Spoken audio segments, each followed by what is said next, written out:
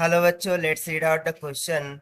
So question says two identical cells when connected either in parallel or in series gives same current in an external resistance of 5 ohm.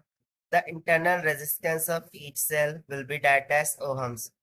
So यहाँ पर हमें simply बोला जा रहा है, हम इसको डायग्राम के दौरान स्टार्ट करते हैं कि यदि मैं दो सेल्स है उसकी इंटरनल रेजिस्टेंस होंगी कुछ R1 R2 हम मान लेंगे। इनको एक बार तो सीरीज में जोड़ा जाता है एंड सेकंड टाइम यदि मैं उनको पैरेलली कनेक्ट कर दूं कुछ इस तरीके से, सो दोनों ही कनेक्शन में क्या बोल रहा है कि जो करंट फ्लो होगा एक्सटर्नल रेजिस्टेंस जो कि पैरेलली कनेक्ट की जाएंगी कुछ इस तरीके से 5 ओहम, और यहाँ पर इसके कनेक्ट की जाएंगी जो कि है कुछ 5 ओम की इक्वल। सो दोनों ही केसेस में जो current flowing throughout the resistance है वो सेम है। सो हमें internal resistance of the cell यहाँ पर निकालनी। सो हम मान लेते हैं कि ये कुछ एप्सिलॉन की इक्वल है, इंटरनल रेजिस्टेंस आर की इक्वल, ये भी एप्सिलॉन आर, ये तो हमें दे रखा था 5 ohm, epsilon R epsilon R. So यहाँ पर हमें बस दो केसेस हो जाएंगे। तो चलिए स्टार्ट करते हैं हम सोल्यूशन से, but before of its about the key concept which we are going to use here for this question. So since we remember the formula of voltage from Ohm's law can be given by V is equals to I times of R, जहाँ पर R total resistance को indicate करेगा। Second formula हम use कर लेंगे resistance connected in series. So RS this will be equals to R1 plus R2। यदि दो resistance series में कनेक्टेड हो तो हम ये फॉर्मूला यूज कर सकते हैं। उस तरीके कनेक्टेड इन पैरेलल, इसके लिए हम फॉर्मूला लगा सकते हैं Rp is equals to R1 into R2 divided by R1 plus R2। यदि दो रेजिस्टेंस पैरेलली कनेक्टेड हो तो हम ये फॉर्मूला यूज कर सकते हैं।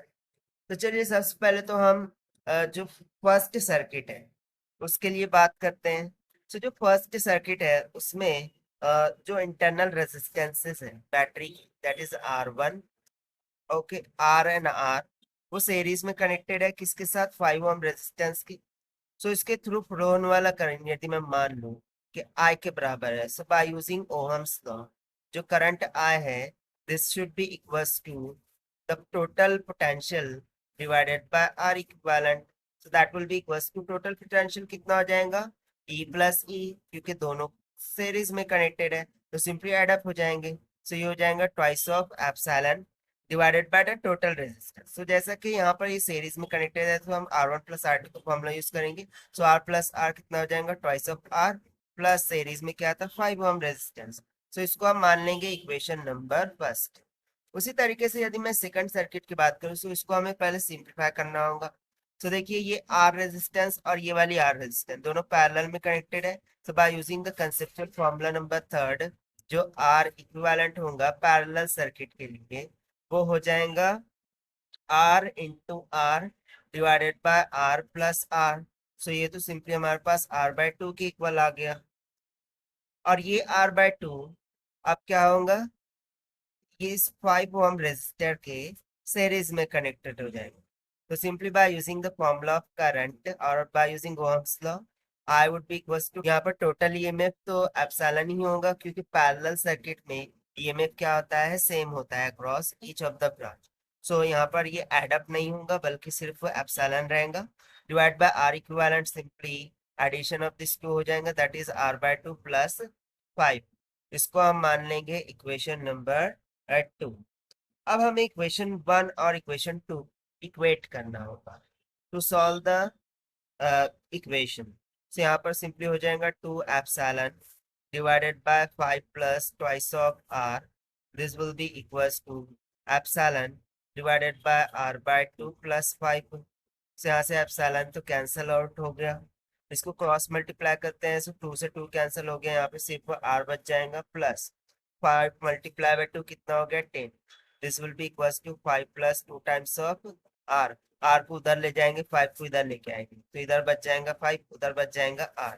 सो यहाँ सिंपली जो internal resistance of the battery है उसका मान कितना निकल के आ गया 5 के इक्वल, और इसको हम in the form of unit भी लिख सकते हैं कि R is equals to 5 ohm.